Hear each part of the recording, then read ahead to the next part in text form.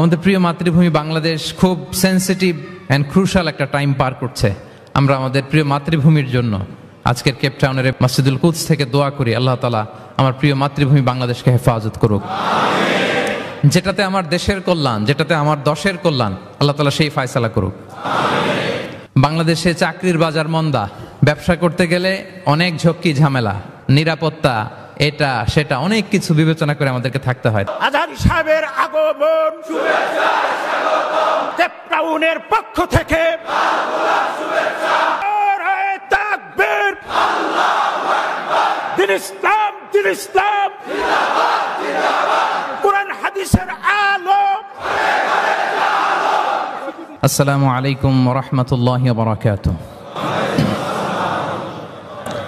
نحمده ونصلي على رسوله الكريم أما بعد فأعوذ بالله من الشيطان الرجيم بسم الله الرحمن الرحيم إنما المؤمنون إخوة فأصلحوا بين أخويكم واتقوا الله لعلكم ترحمون صدق الله العظيم رب اشرح لي صدري ويسر لي أمري واحلل عقدة من لساني يفقه قولي تفسير القرآن মাহফিল বাস্তবায়ন কমিটি দক্ষিণ আফ্রিকার আয়োজনে দক্ষিণ আফ্রিকার পর্যটন নগরী কেপটাউনের এই মসজিদুল কুদসে আজকের এই প্রোগ্রামে যারা উপস্থিত হয়েছেন তাদের সবাইকে জানাচ্ছি আন্তরিক শুভেচ্ছা এবং মোবারকবাদ। আহলান ওয়া সাহলান ওয়া মারহাবান বিকুম ফি হাযাল লিকা আত-তাইয়িব আল মুবারক। সম্মানিত সুধী, এই সফরটা আমার দক্ষিণ আফ্রিকাতে ব্যক্তিগত সফর ছিল। কোনো প্রোগ্রামে জয়েন করব এরকম কোনো প্ল্যান আমার ছিল না, কিন্তু তারপরে আল্লাহ তাআলার ফয়সালা জোহানেসবার্গে আমি একটি প্রোগ্রামে অংশগ্রহণের সুযোগ আমার হয়েছে এবং কেপটাউনে আমার দ্বিতীয় প্রোগ্রামে আজকে আপনাদেরকে নিয়ে অংশগ্রহণের সুযোগ আমাদের হয়েছে, আলহামদুলিল্লাহ।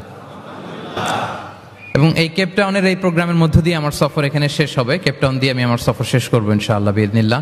খুব চমৎকার একটি শহর, খুব চমৎকার অসাধারণ একটি শহর, পাহাড়ে ঘেরা। আমি যতই দেখছি ততই মুগ্ধ হচ্ছি। বিশুদ্ধ নগরী, একেবারে ফ্রেশ এয়ার, মানে এনভায়রনমেন্টাল পলিউশন আমার চোখে পড়েনি।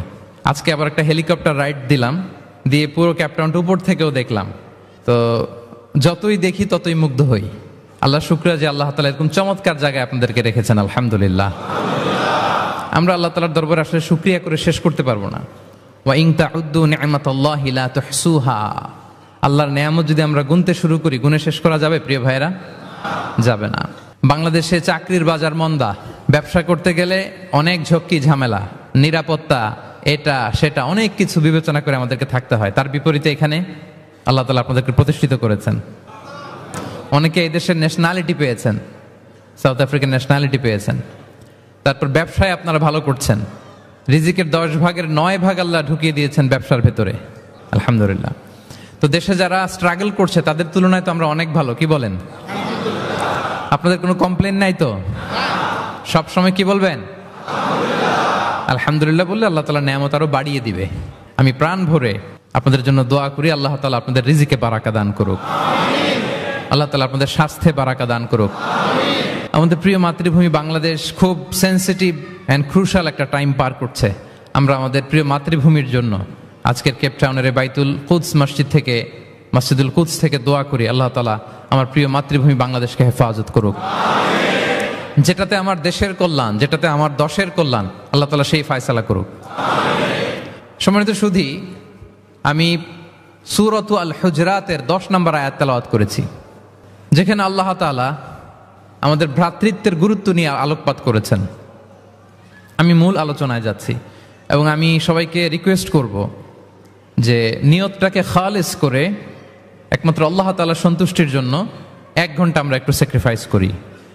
কতভাবে কত জায়গাতে আমাদের সময় চলে যায়, হতে পারে এই 1 ঘন্টার আলোচনা তো কারোর জন্য এটা নাজাতের ওয়াসিলা হয়ে যেতে পারে। জি, আপনারা এখন যেমনি চুপচাপ নীরব, শেষ পর্যন্ত এরকম চুপচাপ নীরব থাকবেন তো? আর বিরক্ত হলে আমাকে বলবেন যে হুজুর আর না, তাহলে আমিও বেঁচে যাই। জি, মাশাআল্লাহ, তাবারাকাল্লাহ। আল্লাহ তাআলা আমাদের আশাকে, বসাকে, এই আয়োজনকে কবুল করুক। আমরা এখানে যেমনি একত্রিত হলাম, আমরা আল্লাহর জান্নাতেও যেন এমনি একত্রিত হতে পারি, আল্লাহ তৌফিক দান করুক। প্রিয় ভাইয়েরা, সূরাতুল হুজরাতের 10 নম্বর আয়াতে আল্লাহ তাআলা বলছেন ইন্নামাল মুমিনুনা ইখওয়া। আল্লাহ বলেন বিশ্বাসীরা ভাই ভাই, মুমিনরা ভাই ভাই। আমরা মুমিনরা কি? ভাই ভাই। এটা ফিল হয়, এটা ফিল করতে হবে, শুধু মুখে বললে হবে না। আমরা কিন্তু ভাই ভাই, we are brothers, brothers in Islam. ইন্নামাল মুমিনুনা ইখওয়া, বিশ্বাসীরা ভাই ভাই। ফাসলিহু বাইনা আখাওয়াইকুম। আর এই ভ্রাতৃত্বের মধ্যে যদি কখনো টানাপোড়েন হয়, বোঝাপড়ায় সমস্যা হয়, বিরোধ হয়, তাহলে মিলমিশ করে দিও তোমরা, সেটা আপোষে মীমাংসা করে দিও। আদেশটা কার? আওয়াজ করে বলুন না, আদেশটা কার? বিশ্বাসীরা ভাই ভাই। এই ভ্রাতৃত্বের বন্ধনে যদি কখনো বোঝাপড়ায় ঝামেলা হয়, বিরোধ হয়, বিবাদ হয়, আপোষে মীমাংসা করে দিও, মিলে যেও। আর ওয়াত্তাকুল্লাহ, আল্লাহকে ভয় করো, লাআল্লাকুম তুরহামুন, তাহলে তোমরা অনুগ্রহ প্রাপ্ত হবে। এই আয়াতটাকে ঘিরে কিছু বার্তা আজকে এই ক্যাপটাউনের এই প্রোগ্রামে আমি শেয়ার করবো ইনশাআল্লাহ। তাহলে প্রথম মেসেজ হচ্ছে আমরা ভাই ভাই, উই অল আর ব্রাদার্স। মুমিনরা ভাই ভাই, আওয়াজ করে বলুন মুমিনরা। পৃথিবীতে ভ্রাতৃত্ব, ব্রাদারহুড, এটা অনেক ধরনের। এক নম্বর ভ্রাতৃত্ব হচ্ছে আল উখুয়া আল ইনসানিয়া, মানবিক দিক থেকে ভাই। যারাই মানুষ তারাই ভাই, কারণ আমাদের আদি পিতার নাম, আদি মাতা Adam and Eve. We came from the very same source, same origin, একটা জায়গা থেকে আসছে। সবার বাপ যদি একজন হয়, সবার মা যদি একজন হয়, তো আমরা সবাই কি? সুবহানাল্লাহ পড়বেন না? তাহলে ভ্রাতৃত্বের একটা রূপ হচ্ছে আল উখুয়া আল ইনসানিয়া, মানবিক দিক থেকে ভাই। সেই হিসেবে হিন্দু আমার ভাই, খ্রিস্টানও আমার ভাই, বৌদ্ধ আমার ভাই, নাস্তিক আস্তিক সবাই আমার ভাই। এটা হলো ভ্রাতৃত্বের একটা ধরন। ভ্রাতৃত্বের আরেকটা ধরন হচ্ছে আল উখুয়া আন নাসাবিয়া, বংশীয় ভাই, বংশের সম্পর্ক বা রক্তের সম্পর্ক। যেমন আমার চাচাতো ভাই, খালাতো ভাই, আরো ক্লোজে গেলে আমার আপন ভাই, মায়ের পেটের ভাই, এক রক্তের ভাই, ঠিক কিনা বলেন? এটা গেল 2 নাম্বার, এটা রক্তের সম্পর্ক। তাহলে একটা হচ্ছে মানবিক দিক থেকে সম্পর্ক ভাইয়ের, আরেকটা হচ্ছে বংশীয় বা রক্তের সম্পর্ক, আমার সিবলিং, শাকিক, আমার আপন ভাই, 2টা গেল। 3 নাম্বার হচ্ছে আল উখুয়া আদ-দীনিয়া, দ্বীনি ভাই। আর আমরা এটা নিয়েই কথা বলছি, আল উখুয়া আদ-দীনিয়া।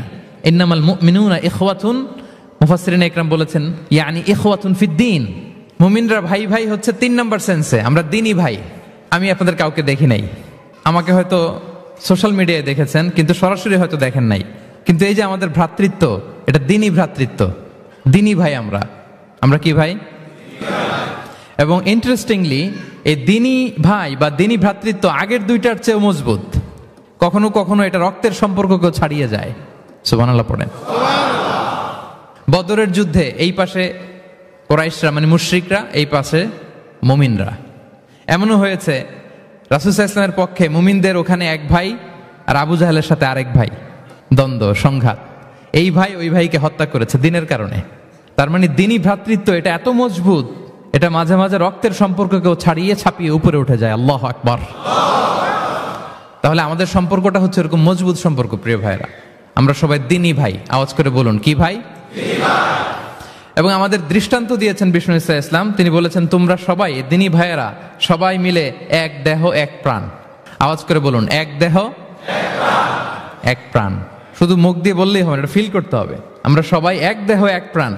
বিষ্ণুই বলেন মাসালুল মুমিনিনা ফি তাওয়াদ্দিহিম ওয়া তারাহুমিহিম ওয়া তাআতুফিহিম মাসালুল জাসাদ। মুমিনদের ভালোবাসা সম্পর্ক, এটার দৃষ্টান্ত হচ্ছে পারস্পরিক ভালোবাসার সম্পর্ক হচ্ছে কামাসালিল জাসাদ, এটা একটা দেহের মতো। আমরা সবাই মিলে এক দেহ। দেহের কোনো অঙ্গ যদি ইনজুর্ড হয়, সারা দেহ যেমনি কষ্ট পায়, বিশ্বের কোথাও আমার কোনো দ্বীনি ভাই যদি কষ্ট পায়, আমাদের প্রত্যেকের হৃদয়ে রক্তক্ষরণ ঘটে। চিল্লায় বলেন ঠিক কিনা?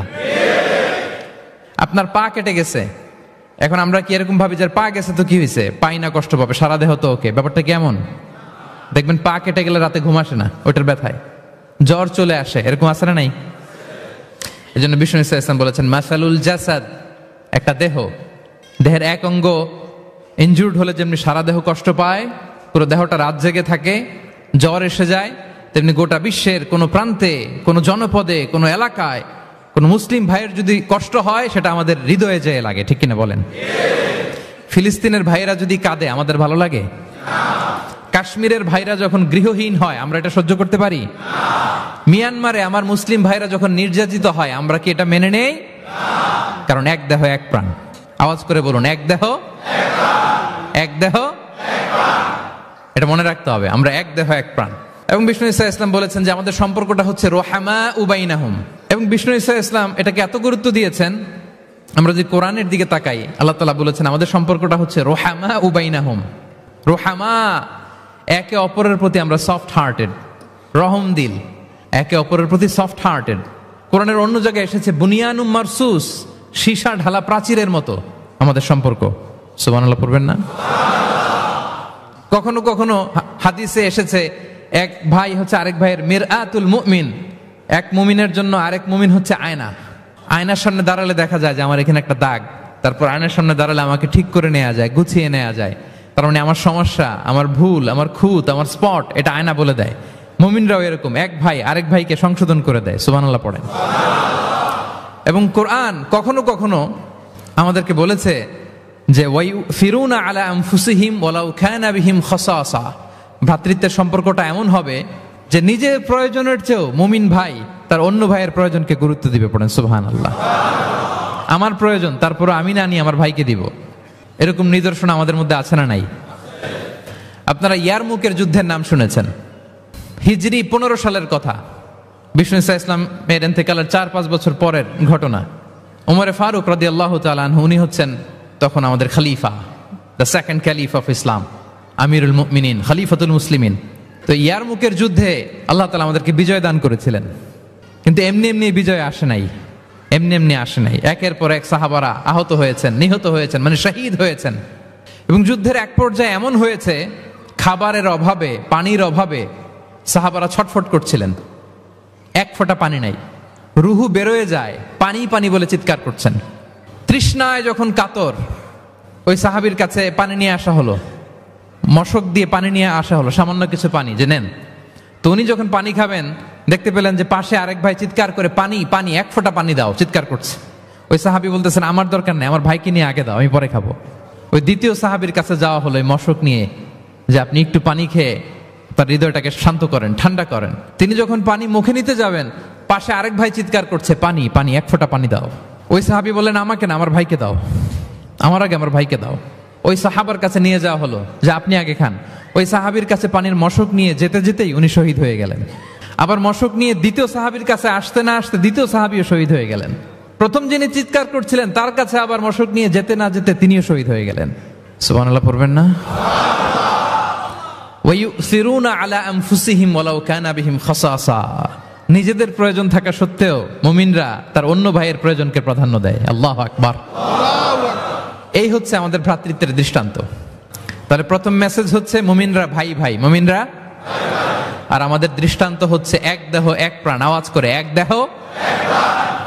আর আমরা যদি কখনো বিবাদে জড়াই, আমরা এটাকে সংশোধন করে দেব, আপোষে মিলমিশ করে দেব, নাকি আরো লাগাই দিবেন? আচ্ছা বলেন তো, আগুন লাগলে আপনারা কি দিয়ে নিভান? ওইখানে যদি কেউ তেল ঢেলে দেয়, এই কাজ করবেন? মিলিয়ে দিব আমরা, পারা যাবে তো? প্রিয় ভাইয়েরা, ইউনিটির কোনো বিকল্প নাই, সংঘবদ্ধ থাকার বিকল্প নাই, সুসম্পর্কের কোনো বিকল্প নাই। আজকে যদি আপনি সমাজের দিকে তাকান, দেখবেন আমাদের সম্পর্কগুলো নষ্ট হয়ে যাচ্ছে পারস্পরিক। বাবার সাথে ছেলের সম্পর্ক ভালো না, বৌমার সাথে শাশুড়ির সম্পর্ক ভালো না, ভাইয়ের সাথে ভাইয়ের সম্পর্ক ভালো না, মামাকে দেখলে ভাগিনা সালাম দেয় না, আছে না নাই? চাচার সাথে ভাতিজার সম্পর্ক ভালো না, স্ত্রীর সাথে স্বামীর সম্পর্ক ভালো না। কত রিপোর্ট যে আমাদের কাছে আসে, নেতার সাথে কর্মীর সম্পর্ক ভালো না, এরকম আছে না নাই? তাহলে আমাদের মধ্যে সম্পর্কের টানা পড়েন, এটা আছে না নাই বলেন? এই সম্পর্কের টানা পড়েনের জন্য আমরাই দায়ী। এর কারণ হচ্ছে আমরা সম্পর্কগুলোর যত্ন নেই না। আপনি যদি একটা গাছ লাগান, লাগিয়ে যদি রেখে দেন, এটা বাঁচবে? এটা কি করতে হয়? পরিচর্যা করতে হয়, যত্ন নিতে হয়, সার দিতে হয়, পানি দিতে হয়, নিড়ানি দিতে হয়, আগাছা পরিষ্কার করতে হয়। তার মানে গাছ লাগালে এটার যত্ন নিতে হয়। কথা বুঝতে পেরেছেন? আমাদের যে সন্তান, ওদেরকে যদি আপনি এমনি ছেড়ে দিয়ে রাখেন, মানুষ হবে না তারা, তাদের যত্ন নিতে হয়, ফলে মানুষের মতো মানুষ হয়। ঠিক কিনা বলেন? তো আমরা সব কিছু টেক কেয়ার করি, যত্ন নেই, কিন্তু আমাদের সম্পর্কগুলোর যত্ন নেই না। এজন্য পারস্পরিক সম্পর্কগুলোর যত্ন নিতে হবে আমার ক্যাপটাউনের ভাইয়েরা, যাতে সম্পর্কগুলো নষ্ট না হয়। এখন আজকে আমি এই ড্যামেজ রিলেশনশিপ কিভাবে জোড়া লাগাবেন, সম্পর্ককে কিভাবে টিকিয়ে রাখবেন, যত্ন নিবেন, এটার কিছু ইসলামিক ফর্মুলা আপনাদের সাথে শেয়ার করবেন ইনশাআল্লাহ। সবাই বলুন ইনশাআল্লাহ। কিভাবে আমাদের মধ্যে আন্তরিকতা বাড়বে, ঘনিষ্ঠতা বাড়বে, হৃদ্যতা বাড়বে, এটার ইসলামিক ফর্মুলা 10টা ফর্মুলা শেয়ার করবেন ইনশাআল্লাহ। জানতে মনে চায়? আচ্ছা ইনশাআল্লাহ। তাহলে শুরু করছি, কি করে আমরা আমাদের সম্পর্কগুলোর যত্ন নিব, কি করে আমাদের পারস্পরিক হৃদ্যতা, ভালোবাসা, আন্তরিকতা বাড়াবো। এ ব্যাপারে কোরআন এবং সুন্নাহ আমাদেরকে কি বলে। প্রিয় ভাইরা, 1 নম্বরে কোরআন আমাদেরকে আমাদের পারস্পরিক হৃদ্যতা, ভালোবাসা বাড়ানোর জন্য যে গাইডলাইন দেয় সেটা হচ্ছে দেখা হলেই সালাম দাও। সালাম দিলে সম্পর্ক বাড়ে। আলহামদুলিল্লাহ পড়বেন না? কোরআন বলছে ফাইদা দাখালতুম বুয়ুতান ফাসাল্লিমু আলা আনফুসিকুম তাহিয়াতাম মিন ইনদিল্লাহি মুবারাকাতান তাইয়্যিবা। তোমরা যখন ঘরে প্রবেশ করবে তোমরা নিজেদেরকে সালাম দাও, মানে বলো আসসালামু আলাইকুম। এটা হচ্ছে তাহিয়াতাম মিন ইনদিল্লাহ, আল্লাহর পক্ষ থেকে অভিবাদন পদ্ধতি। এটা আল্লাহ শিখিয়েছেন। গ্রিটিংস আমরা তো বলি হ্যালো, হাই, তারপর গুড মর্নিং, গুড ইভিনিং, এগুলো বলি, কিন্তু আল্লাহ শিখিয়েছেন আসসালামু আলাইকুম। আদম আলাইহিস সালামকে যখন আল্লাহ তাআলা তৈরি করলেন 60 হাত লম্বা করে বানালেন। আপনি কয় হাত? রাফলি 3.5 হাত। কিন্তু আদম আলাইহিস সালাম তিনি লম্বায় কত ছিলেন? তো আদম আলাইহিস সালাম যখন সৃষ্টি হলেন তখন আল্লাহ তাআলা আদম আলাইহিস সালামকে বললেন, আদম তুমি সালাম দাও। ফেরেশতারা বসা ছিল, সাল্লিমা আলা উলাইকান নাফার, সালাম দাও। আল্লাহ তাআলা আদম আলাইহিস সালামকে বললেন সালাম দাও। আওয়াজ করে বলুন, কি দাও? হে আদম তুমি বলো আসসালামু আলাইকুম। আদম আলাইহিস সালাম বললেন আসসালামু আলাইকুম। আল্লাহ বললেন এটা তোমার এবং তোমার পরবর্তী পৃথিবীতে যারা আসবে তোমাদের অভিবাদন পদ্ধতি, গ্রিটিং, স্যালুটেশনস দেয়ার সিস্টেম। কেন বললেন? কারণ শয়তান অহংকারের কারণে বিতাড়িত হয়েছে। আল্লাহ চান যে আদম আলাইহিস সালাম যেন বিতাড়িত না হন। বিষ্ণু বলেন আল বাদিউ বিস সালামি বারিউম মিনাল কিবর, যে আগে আগে সালাম দেয় তার হৃদয় থেকে অহংকার টেনে ছেড়ে ফেলে দেয় কে? আগে সালাম দিবেন, আপনার হৃদয় অহংকার মুক্ত হয়ে যাবে। আল্লাহ তাআলা চাইলেন ইবলিশ যেই ভুল করেছে আদম যেন সেটা না করে, আদমের হৃদয় যেন আগে থেকে অহংকার মুক্ত থাকে। তাই সৃষ্টির পরে আল্লাহ তাআলা আদম আলাইহিস সালামকে বললেন আদম তুমি সালাম দাও, পড়েন আল্লাহু আকবার। তাহলে পারস্পরিক ভালোবাসা, হৃদ্যতা বাড়ানোর 1 নম্বর পদ্ধতি হচ্ছে সালাম। 1 নম্বর পদ্ধতি কি? আগে দিবেন না পরে? অনেকে বসে থাকে যে আমার আগে দেখ, আমি তো বাইরে দেখলাম খুব ঠান্ডা, কিন্তু এখানে এত ক্রাউড, এখন তো ঘামতেছি। আগে দিবেন না পরে? বাসায় যে এখন আসতে হয়ে গেছে সাউন্ড। আচ্ছা, ভাবিরাও উপরে আছে, দুই পক্ষে আমার ব্যালেন্স করে বলতে হবে। ভাবিরা ট্রাই করবেন ভাবিরা যেন আগে দিতে পারেন, আর ভাইরা আপনারাও ট্রাই করবেন আপনারা যেন আগে দিতে পারেন। সালাম নিয়ে আমরা কম্পিটিশন করব কে কার আগে দিতে পারে, ঠিক কিনা? আমি আপনাদেরকে আবারও সালাম দিচ্ছি, আসসালামু আলাইকুম ওয়া রাহমাতুল্লাহ। তাহিয়াতাম মিন ইনদিল্লাহি মুবারাকাতান তাইয়্যিবা, আল্লাহর পক্ষ থেকে এর অভিবাদন, মুবারাকা বরকতময়, তাইয়্যিবা এটা পবিত্র বাণী, শান্তির বাণী। অনেকে বলে হুজুর ঘরে শান্তি নাই, তো শান্তির বাণী তো আপনি ঢুকানি না, ঘরে আসবে কোত্থেকে? শান্তির পায়গাম তো ঢুকাতে হবে, আর শান্তির পায়গামের নাম হচ্ছে সালাম। শান্তির পায়গামের নাম কি? তাহলে ঘরে সালামের চর্চা। আপনি ভাবিকে দিবেন, ভাবি আপনাকে দিবে, আপনি বাচ্চাকে দিবেন, বাচ্চা আপনাকে দিবে। সবাই সবাইকে আগে দেওয়ার চেষ্টা করবো, নাকি বসে থাকবেন? তাহলে পারস্পরিক সম্প্রীতি, হৃদ্যতা, ভালোবাসা বাড়ানোর 1 নম্বর ফর্মুলা হচ্ছে সালাম। 1 নম্বর ফর্মুলা। আমি কিন্তু জিজ্ঞেস করবো আবার শেষে, এজন্য কান দুটো খরগোশের কানের মতো খাড়া করে আমার দিকে তাকিয়ে থাকুন। 1 to 1, brain to brain. Mobile নাই, ভিডিও নাই, ক্যামেরা নাই, শুধু চাতক পাখির মতো তাকিয়ে থাকেন। দেখবেন যে সিনা বা সিনা, এলেম আসছে এভাবে, হৃদয় থেকে হৃদয়ে এলম এসেছে, সিনা থেকে সিনা। 1 to 1, ব্রেন টু ব্রেন। তাহলে হৃদ্যতা, সম্পর্ক, ভালোবাসা এটা বাড়ানোর 1 নম্বর ইসলামী ফর্মুলা কি? এবং বিষ্ণু ইসলাম বলেছেন এই সালাম যদি দাও তাহলে তোমাদের পারস্পরিক ভালোবাসা বাড়বে। তিনি বললেন আওয়ালা আদুল্লুকুম আলা শাইইন ইযা ফাআলতুমুহু তাহাব্বাবতুম, হে সাহাবীরা আমি কি তোমাদেরকে একটা টিপস শিখাই দিব না যেটা করলে তোমাদের মধ্যে ভালোবাসা বাড়বে? সাহাবারা বললেন অবশ্যই শেখাবেন। বিষ্ণু ইসলাম বললেন আফশুস সালামা বাইনাকুম, যদি চাও নিজেদের ভালোবাসা বাড়ুক তো বেশি বেশি সালাম দাও। সরাসরি বিষ্ণু ইসলাম এটাই বলেছেন, নিজেদের মধ্যে ভালোবাসা বাড়াতে চাইলে কি দিবা? সালাম দিবা। তাহলে 1 নম্বর ফর্মুলা আমরা জেনে গেলাম, আমাদের হৃদ্যতা, ভালোবাসা এটা বাড়াতে চাইলে আমরা সালাম দিব। অনেক দিন ধরে কথা বলেন না, ভুল করছেন আপনি, সালাম দিবেন, আপনি শুরু করবেন। অনেকে বলে আমি করব কেন, ভুল তো সে করছে, দোষ তো ওর, আমি কথা কমু কেন? এরকম অভিমান আছে না? এই অভিমান আর গো ধরে বসে থাকবেন? আর আওয়াজ করে বলেন থাকবেন? বরং কি করবেন? তাহলে গেল ভালোবাসা, হৃদ্যতা, সম্পর্ক ভালো করার প্রথম পদ্ধতি হচ্ছে সালাম। আমরা সালাম দিব পরস্পরকে। 2 নাম্বার টিপস বা ফর্মুলা হচ্ছে স্মাইলিং ফেসে থাকা, মানে মুচকি হাসির একটা ভাবে থাকা সব সময়। এটা সুন্নাহ, মুচকি হাসি। প্রিয় ভাইরা খেয়াল রাখবেন, হাসি এটা কিন্তু ইতিবাচক ভাবে সংক্রামক, মানে এটা ছড়ায়। আমি হেসে হেসে কথা বললে শ্রোতাও একটু হাসি খুশি ভাব, আমি গোমরামুখ আপনারাও গোমরামুখ, এরকম হয় না? এবং দেখবেন যে সব সময় একটু স্মাইলিং ফেসে থাকে তাকে সবাই পছন্দ করে। কথা বলেন ঠিক কিনা? হাসি পজিটিভলি সংক্রামিত হয়, ছড়ায়, অন্যকে প্রভাবিত করে, এবং মানসিক স্বাস্থ্যের সাথে হাসির সম্পর্ক আছে। যারা গোমরামুখ থাকে এরা অসুস্থ থাকে বেশি, আর যারা হাসি খুশি থাকে এরা সুস্থ থাকে বেশি।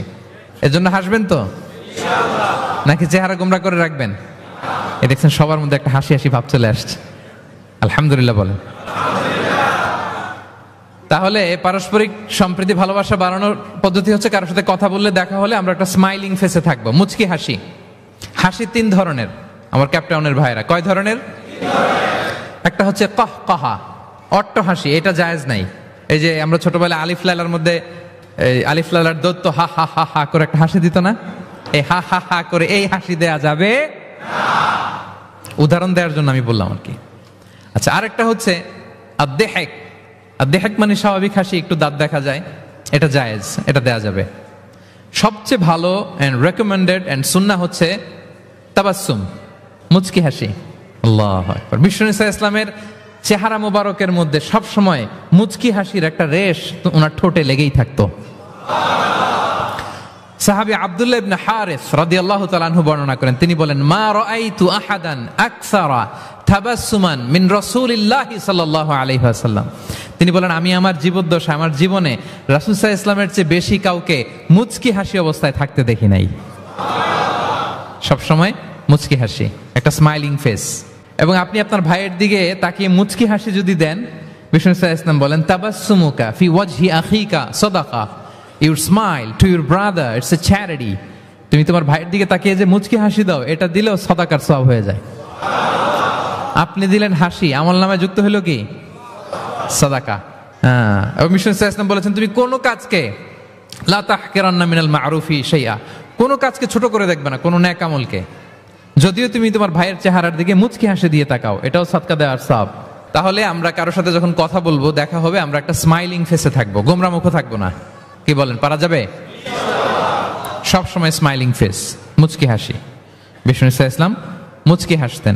যে মুচকি যারা হাসি তাদেরকে সবাই পছন্দ করে। মুখটা যদি গোমরা করে কেউ রাখে, দেখতে ভাল লাগে, কথা বলতে ভাল লাগে। দেখবেন অনেক বড়দেরকে বাচ্চারা ভয় পায়, কাছে যায় না। কেন বলেন তো? গম্ভীর থাকে। আবার অনেক মানুষের কাছে তাকে দেখলেই বাচ্চারা দৌড়ে কোলে কোলে উঠতে যায়, আছে না নাই? Smiling face.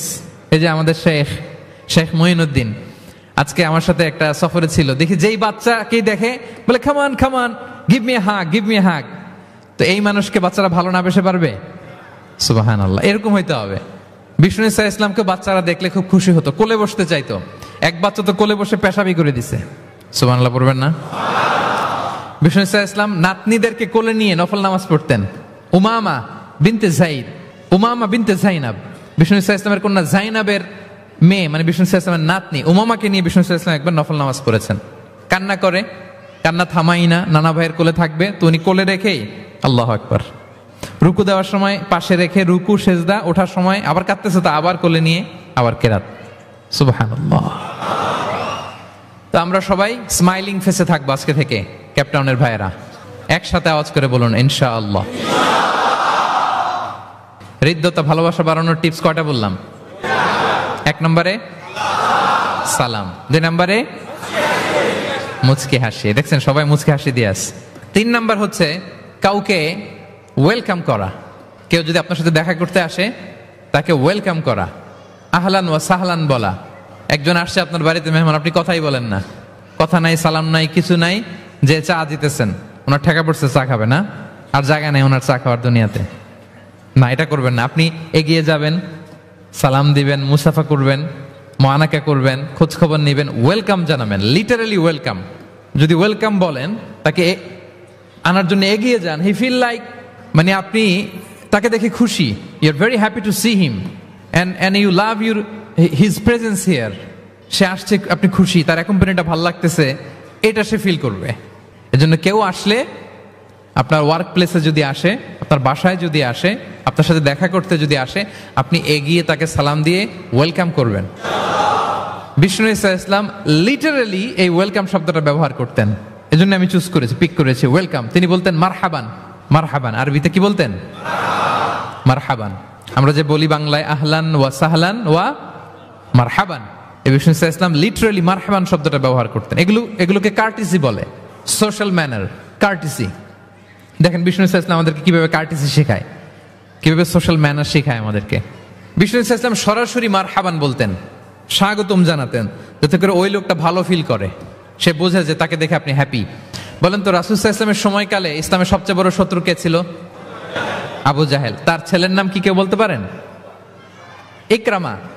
ইকরামা অনেক যুদ্ধে মুসলমানদের বিরুদ্ধে ছিল, মক্কা বিজয় পর্যন্ত ইসলাম ধর্ম গ্রহণ করে নাই, অনেক সাহাবাকে হত্যা করেছে।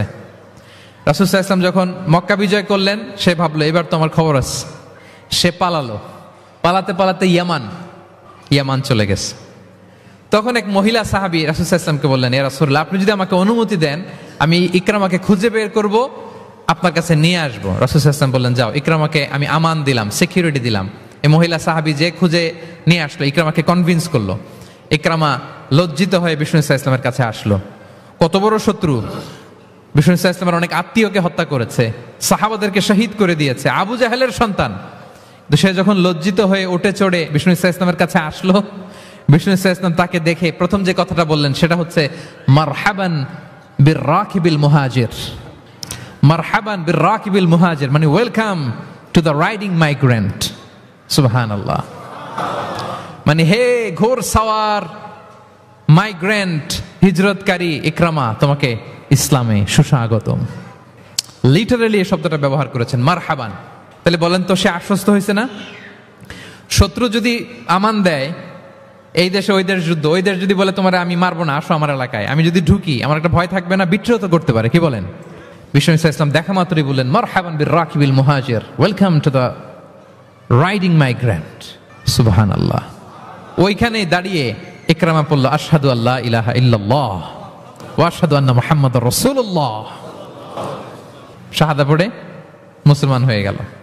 তাহলে কারোর সাথে দেখা হলে তাকে ওয়েলকাম করতে হবে। আপনার মনে হতে পারে বিশেষ কারণে তাকে মারহাবান বলছে, এমনি হয়তো বিষ্ণু ঈসা ইসলাম বলতো না ঘরে বাইরে, না, ইভেন ঘরে কাছের মানুষদেরকেও তিনি মারহাবা বলতেন। ইভেন ওনার মেয়ে ফাতেমা রাদিয়াল্লাহু তাআলা আনহা, নিজের মেয়ে, এরে মারহাবা বলা দরকার আছে? এই ফাতেমা আসলে বলতো মারহাবা। সুবহানাল্লাহ নাই? আম্মা জান আয়েশা রাদিয়াল্লাহু তাআলা আনহা বর্ণনা করেন যে একবার আমাদের বাসায় ফাতেমা আসলো, নবীর মেয়ে, আর ফাতেমার হাঁটাটা ছিল নবীর হাঁটার মতো। আমি হাদিস বলে আবার বাংলা বেশি বললে সময় লেগে যাবে। ফাতেমার হাঁটা ছিল নবীর হাঁটার মতো। ফাতেমা যখন আসলো, ফাতেমাকে দেখেই বিষ্ণু ঈসা ইসলাম বললেন মারহাবান বিবনাতি, মারহাবান বিবনাতি, ওয়েলকাম টু মাই ডটার। হে আমার কন্যা ফাতেমা, তোমাকে ওয়েলকাম। আপনি আপনার মেয়েকে দেখে বলছেন কখনো? আপনার ছেলেকে বলেন, আপনার ওয়াইফকে বলেন মারহাবান, ওয়েলকাম, স্বাগতম? এমন হয় না যে আপনি রয়ে গেছেন কেপটাউনে, ভাবি বেড়াতে গেছে দেশে 2 মাসের জন্য, এরপর ভাবি আসলো, আপনি এয়ারপোর্টে ফুল নিয়ে দাঁড়িয়ে রইলেন, দেখা মাত্র কি বলবেন? Welcome to Cape Town. কি পারবেন না? ভাবিরা কিন্তু উপরতলায় বড্ড খুশি হয়ে যাচ্ছে, বলবেন। আবার ভাবিরাও অনেকদিন পরে আপনার হাজবেন্ডকে যখন পাবেন, আসবে, বলবেন ওয়েলকাম, তোমাকে সুস্বাগতম। পারা যাবে? রাসূল সাল্লাল্লাহু আলাইহি ওয়াসাল্লামের চাচাতো বোন নাম উম্মে হানি, আবু তালেবের কন্যা। বিদায় মক্কা বিজয়ের সময় রাসূল সাল্লাল্লাহু আলাইহি ওয়াসাল্লাম মক্কায় গোসল করতেছিলেন এক বাসায়। ফাতেমা রাদিয়াল্লাহু তাআলা আনহা একটা পর্দা টেনে দিলেন, উনি পানি ঢালতেছেন, গোসল করেন। হঠাৎ কে যেন ঘরে ঢুকলো। বিষ্ণু সাল্লাল্লাহু আলাইহি ওয়াসাল্লাম বললেন কে? ওনার কাজিন চাচাতো বোন উম্মে হানি বললেন আমি উম্মে হানি। বিষ্ণু সাল্লাল্লাহু আলাইহি ওয়াসাল্লাম পর্দার এপাশ থেকে গোসল করতেছে, উনি বলতেছেন মারহাবান বি Umme Hani, welcome, welcome Umme Hani to my house. আল্লাহু আকবার। এবং ফরেন যত ডেলিগেশন আসতো, বিদেশি প্রতিনিধি, তাদের প্রত্যেককে বিষ্ণু সাল্লাল্লাহু আলাইহি ওয়াসাল্লাম বলতেন মারহাবান বিল কওম ও মারহাবান বিল ওয়াফদি গায়রা খাযায়া ওয়ালা নাদামা। যত ডেলিগেশন আসতো এদেরকে বলতেন welcome, welcome to Madina city, আসেন, ওয়েলকাম। তাহলে প্রিয় ভাইরা, আমাদের পারস্পরিক সম্পর্ক, হৃদ্যতা, ভালোবাসা বাড়ানোর 3 নম্বর ফর্মুলা হচ্ছে, কেউ আমার বাসায় আসলে, কেউ আমার অফিসে আসলে, কেউ আমার সাথে দেখা করতে আসলে, আমি তাকে ওয়েলকাম করব। কি করব? 4 নম্বর হচ্ছে ভালোবাসা হৃদ্যতা বাড়ানোর 4 নম্বর পদ্ধতি হচ্ছে কারো কোনো ভালো গুণ দেখলে ওটা অ্যাপ্রিসিয়েট করা। যদি আমার বিপক্ষ দলের কেউ ভালো কিছু করে আমরা ওইটাও বলতে চাই না, এরকম আছে না নাই? কারণ আমার দল করে না, তো বলতে চায় না, তাই না? কেন বলে না? আমার দল করে না। এদেরকে বলে দলান্ধ। ভালো একটা কাজ করছে, আমার মতের না, মতান্ধ, এটা এপ্রিসিয়েট করে না। এটা ভুল, এটা আপনি সুন্নাহ ব্রেক করছেন। সুন্নাহ হচ্ছে যে দলের হোক, যে মতের হোক, এমনকি ভিন্ন ধর্মী হোক, ভালো করলে এটা ক্রেডিট দিতে হবে, ভালো করলে এপ্রিসিয়েট করতে হবে, কমপ্লিমেন্ট দিতে হবে। আমরা অন্যের ভালো কাজের স্বীকৃতি দিতে চাই না, কার্পণ্য করি, ক্রেডিট দিতে চাই না, প্রশংসা করি না। আমরা গুণমুগ্ধ হই কিন্তু গুণগ্রাহী হতে চাই না। কারো একটা ভালো গুণ দেখে আমি ভিতরে ভিতরেও এত সুন্দর, কিন্তু বলি না, প্রকাশ করি না, এটা ঠিক না। সুন্নাহ হচ্ছে কারো ভালো কোনো গুণ দেখলে এটা প্রকাশ করা, কারো ভালো গুণ দেখলে এপ্রিসিয়েট করবেন, যাতে সে উৎসাহিত হয়। বিষ্ণু ইসলাম করতেন। বিষ্ণু ইসলাম একবার এক হাদিসে 7 জন সাহাবীর 7টা গুণের কথা বলেছেন, মানে তাদেরকে এপ্রিসিয়েট করেছেন।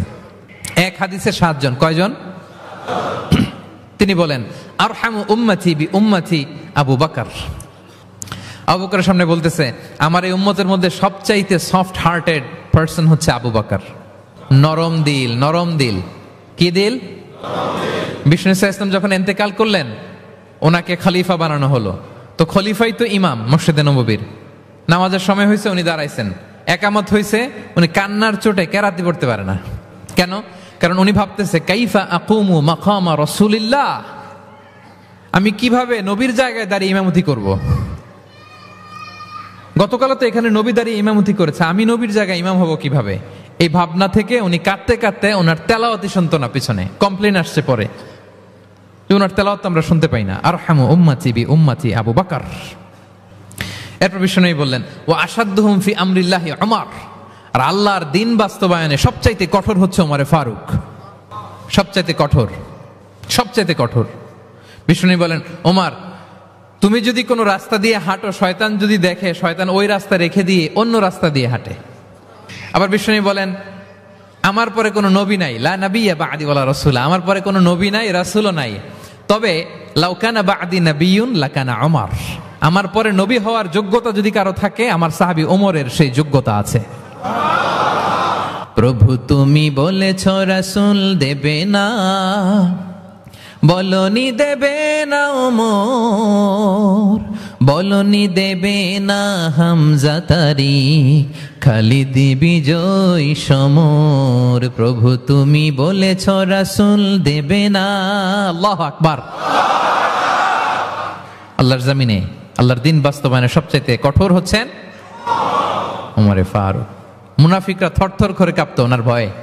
আমাদের দেশে বাচ্চারা যদি না খায়, রাতের বেলা বাচ্চারা খেতে চায় না, তো মায়েরা ভয় দেখায় খায়, এই খাও, নাহলে কিন্তু বিড়াল আসবে। কুকুর বললে খুব, আমার ছোট মেয়েটাও ভয় পায়, কুকুরের আওয়াজ শুনলে ভয় পায়।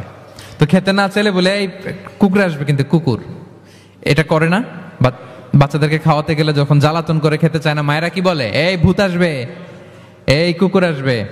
মদিনায় কি করতো জানেন? বাচ্চারা খেতে না চাইলে মায়েরা বলতো হা হুয়া ইয়াতি উমর, হা হুয়া ইয়াতি উমর, তাড়াতাড়ি খাও, এই যে ওমর আসতেছে, ওমর। What a personality. ও আসাদ্দুহুম ফি আমরিল্লাহি উমর, আল্লাহর দিন বাস্তবায়নে সবচেয়ে কঠোর ছিলেন ওমর রাদিয়াল্লাহু তাআলা আনহু। ও আসদাকুহুম হায়াআন উসমান, আর সবচেয়ে লজ্জাশীল ছিল আমার সাহাবীর মধ্যে কে? উনি এত লজ্জাশীল ছিলেন, উনাকে দেখে ফেরেশতারা লজ্জা পেয়ে যেত। আল্লাহ আল্লাহ, এত লজ্জাশীল, ফেরেশতারা লজ্জা পেয়ে যেত। ও আকরাউহুম লিকিতাবিল্লাহি উবাই ইবনে কাব, আল্লাহর কিতাব সবচাইতে বিশুদ্ধ করে তেলাওয়াত করতে পারতো উবাই ইবনে কাব রাদিয়াল্লাহু তাআলা। সবচাইতে চমৎকার করে কোরআন তেলাওয়াত করতে পারতো বিশুদ্ধভাবে, কারীদের মতো করে কে? উবাই ইবনে কাব। ও আফরাদুহুম যায়েদ ইবনে সাবিত, ফারায়েজের বিধিবিধান, মানে বাবা মারা গেলে সন্তান যে ওয়ারিস হয়, দ্য ল অফ ইনহেরিটেন্স, এটার ব্যাপারে এক্সপার্ট সাহাবী হচ্ছে যায়েদ ইবনে সাবিত রাদিয়াল্লাহু তাআলা আনহু। ওয়া আ'লামুহুম বিল হালালি ওয়াল হারামি মুআয ইবনে জাবাল, আর আমার সাহাবাদের মধ্যে হালাল হারামে স্পেশালিস্ট হচ্ছে মুআয ইবনে জাবাল। ওয়া ইন্না লিকুল্লি উম্মাতিন আমিন ওয়া আমিনু হাযিহিল উম্মতি আবু উবাইদা ইবনুল জাররাহ, সব উম্মতের মধ্যে একজন বিশ্বস্ত গার্ডিয়ান থাকে, আমার উম্মতের মধ্যে বিশ্বস্ত গার্ডিয়ান সাহাবীর নাম হচ্ছে আবু উবাইদা ইবনে জাররাহ। সুবহানাল্লাহ পড়েন। আচ্ছা, ওই সাহাবীদের সামনে দাঁড়িয়ে বিশ্বনবী যখন এই এপ্রিসিয়েশন দিচ্ছে, বলেন তো সাহাবীদের কেমন লাগতেছে? আল্লাহ, এপ্রিসিয়েশন দিচ্ছে তো এলাকার মেয়র, তাই না? এমপি, প্রেসিডেন্ট, খোদ বিশ্বনবী, খোদ। দেখেন, উনি চাইলে না বললেও পারতেন, তাদেরকে ইন্সপায়ার করার জন্য তাশজিআন তাদের প্রশংসা করেছেন, এপ্রিসিয়েশন। দেখতেছে যে আবু বকর খুব নরম দিল, তিনি বললেন। দেখতেছেন যে ইসলাম প্রচারে ওমর খুব শক্ত মজবুত, তাকে এপ্রিসিয়েট করলেন, ক্রেডিটটা তাকে দিলেন। তাহলে বিশ্বনবী ক্রেডিট দিতে কখনো কার্পণ্যতা করতেন? গুণগ্রাহী ছিলেন। কিন্তু আমরা ভালো কিছু দেখলে এটা যে ভালো এতটুকু বলতে চাই না। এরকম করবেন আর না, এরকম করবেন না। সাহাবীদের মধ্যে সবচেয়ে সুরেলা গলার সাহাবী ছিলেন আবু মুসা আল আশআরী রাদিয়াল্লাহু তাআলা আনহু। একদিন তিনি আবু মুসাকে বলেন, আবু মুসা, তুমি যে রাতে তেলাওয়াত করো আমি কিন্তু শুনি। ইয়া রাসূলুল্লাহ, আপনি কি করে শুনেন? আমার বাড়ি কই, আপনি থাকেন কই? বলতেছে, গত রাতে তুমি সূরা কাহফ তেলাওয়াত করছো না? বলছে, জি করছি তো। আপনি কিভাবে শুনলেন? বলতেছে, তোমার ঘরের পাশ দিয়ে যাচ্ছিলাম, এত সুন্দর করে তুমি তেলাওয়াত করতেছো আবু মুসা। লাকাদ উতিতা মিজমারান মিন মাযামিরি আলি দাউদ। আল্লাহ তাআলা দাউদ আলাইহিস সালামের গলায় যে সুরের ঝংকার দিয়েছেন, আমার সাহাবীদের মধ্যে আল্লাহ তোমার গলায় ওই সুরের ঝংকার ঢুকাইয়ে দিয়েছে। বলেন, বিশ্বনবীর কাছ থেকে যখন উনি এটা শুনছেন, ওনার কেমন লাগছিল? How does he feel that time? মানে ফিলিংসটা কেমন লাগছে? হ্যাঁ, আমাদেরকে তো একজন বড় কেউ প্রশংসা করলে আমরা কত খুশি হয়ে যাই। বিশ্বনবী স্বয়ং প্রশংসা করেছেন, সুবহানাল্লাহ। দেখেন প্রিয় ভাইরা, বিশ্বনবী সাল্লাল্লাহু আলাইহি ওয়াসাল্লাম শুধু মুমিনদেরকে, মুসলিমদেরকে যদি এটা করতেন তাহলে একটা কথা ছিল। আমরা তো আমার দলের বাইরে কেউ ভালো কিছু করলে বলি না। বিশ্বনবী সাল্লাল্লাহু আলাইহি ওয়াসাল্লাম ইহুদির প্রশংসা করেছেন। আপনি আছেন কই মিয়া? ইহুদি। উহুদের যুদ্ধে বিষ্ণু ইসা ইসলামের সাথে মদিনার যে ইহুদিরা, তাদের কন্ট্রাক্ট ছিল মদিনা কেউ অ্যাটাক করলে সবাই মিলে মদিনাকে রক্ষা করবে। কিন্তু কুরাইশরা আক্রমণ করলো, এখন আর কেউ বেরোয় না। বনু কাইনুকা, বনু নদীর, বনু কুরাইজা কেউ আর যায় না, কেউ যায় না। বিশ্বনবী কি করবেন?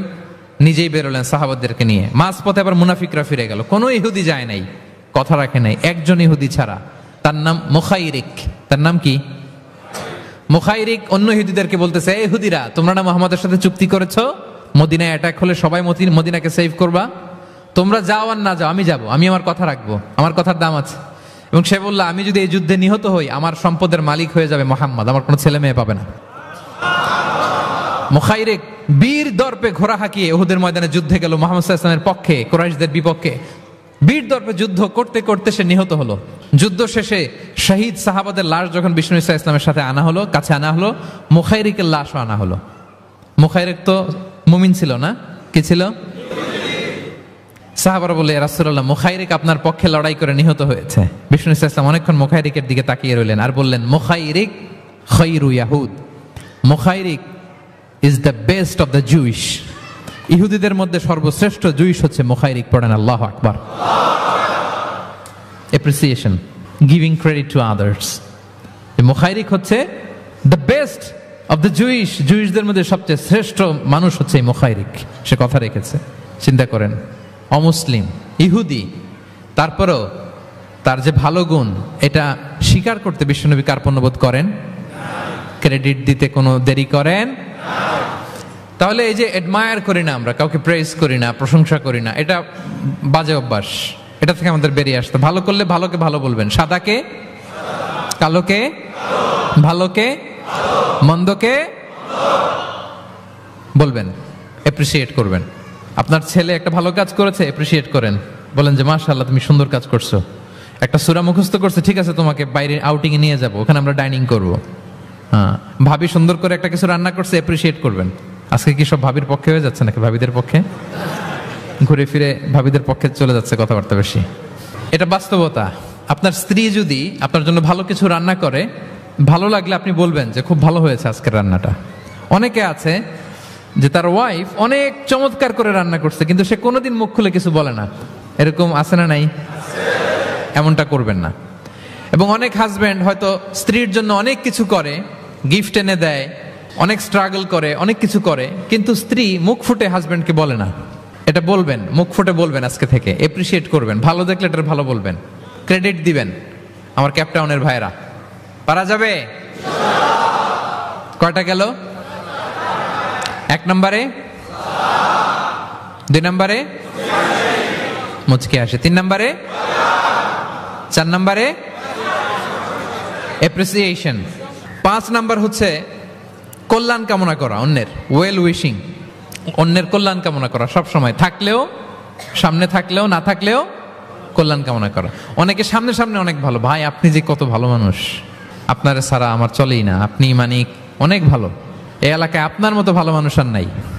মানে সামনে আপনি অনেক ভালো, আপনি দাতা, আপনি সমাজসেবক, আপনি শ্রেষ্ঠ মানুষ, কিন্তু দূরে চলে গেলে আর নাই, তার বদনাম, তার ব্যাপারে অন্যদের কান ভারী করে, আরে উনি তো এমন একটা লোক, বুঝছেন কি আর বলবো, বইলা লাভ নাই, পারি না ভাই ওনার সাথে আর পারা যায় না, এরকম আছে না নাই?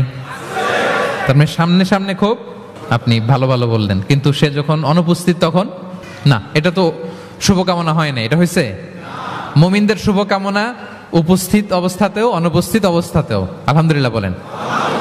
এজন্য বিষ্ণু বলেন দ্বীনু আন-নাসিহা, দিন হচ্ছে আন-নাসিহা মানে কল্যাণ কামিতা, দিন মানে কল্যাণ কামিতা, সবার জন্য আপনি গুড উইশ করবেন, কল্যাণ কামনা করবেন, ওয়েল উইশিং করবেন, শুভকামনা জানাবেন, সামনে থাকলেও দূরে থাকলেও।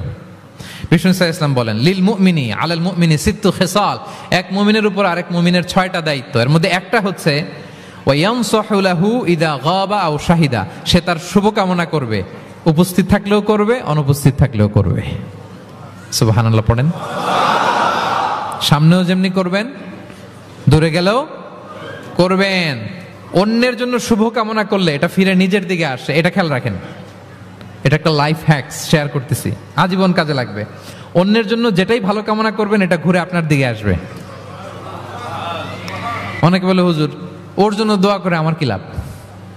নিজের জন্য আল্লাহ আমারে মাফ করে দাও, আল্লাহ আমারে সমৃদ্ধি দাও, আল্লাহ আমার বেতন বাড়াও, আল্লাহ আমার ব্যবসায় বরকত দাও, আল্লাহ আমার ছেলেরা হাফেজ বানাও, আল্লাহ আমার বউ, আল্লাহ আমার মেয়ে, আল্লাহ আমার আমার আমার সব আমার ভালো আপনি চাচ্ছেন নিজের জন্য, অন্যদের জন্যও চান।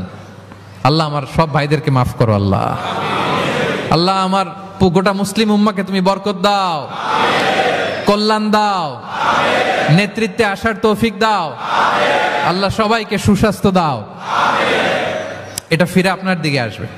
অন্যের জন্য শুভকামনা বহুগুণ বৃদ্ধি হয়ে নিজের দিকে রিটার্ন করে। বিষ্ণু সাল্লাল্লাহু আলাইহি ওয়াসাল্লাম এটাই বলেছেন, মা মিন আবদিন মুসলিমিন ইয়াদউ লিআখিহি বিযাহরিল গায়বি ইল্লা ক্বালা লাহুল মালাকু ওয়া লাকা বিমিসলিন।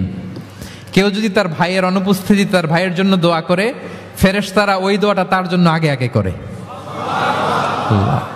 তাহলে অন্যের জন্য শুভকামনা করলে, দোয়া করলে লাভ না লস? ধরেন আমি মোশাররফ ভাইয়ের জন্য দোয়া করলাম যে আল্লাহ মোশাররফ ভাইকে তুমি সুস্থ করে দাও, তখন ফেরেশতারা বলে আল্লাহ যিনি দোয়া করতেছে তার যদি কোনো রোগ বালাই থাকে আগে তারে সুস্থ করে দাও। ধরেন আমি বেলায়েত ভাইয়ের জন্য দোয়া করতেছি, আল্লাহ বেলায়েত ভাইয়ের এই সমস্যা আল্লাহ তুমি দূর করে দাও, ফেরেশতারা বলবে আল্লাহ যিনি দোয়া করতেছে তার যদি এই সমস্যা থাকে আগে তারে এটা দূর করে দাও। ধরেন আমি দোয়া করলাম আল্লাহ আমার এই ভাই, আল্লাহ সে গরিব, তার অর্থের বড্ড অভাব, দারিদ্রতা, আল্লাহ তুমি আমার ভাইয়ের দারিদ্রতা দূর করো। ফেরেশতারা বলে ওয়ালাকা বিমিসলিন, তোমার জন্য এটা, মানে আল্লাহ যিনি দোয়া করতেছে তার যদি অর্থের প্রয়োজন থাকে আগে তার দারিদ্রতা দূর করে দাও। তাহলে বলেন তো অন্যের জন্য দোয়া করলে লাভ না লস? অন্যের জন্য ভালো দোয়া করলে এটা নিজের দিকে আসে। কিসের দিকে আসে? তাহলে শুভ কামনা 5 নম্বরে কি? আচ্ছা 10টার মধ্যে কয়টা বলে ফেলছি? শুভকামনা নিয়ে একটা গল্প বলে আমি 6 নম্বরে যাচ্ছি।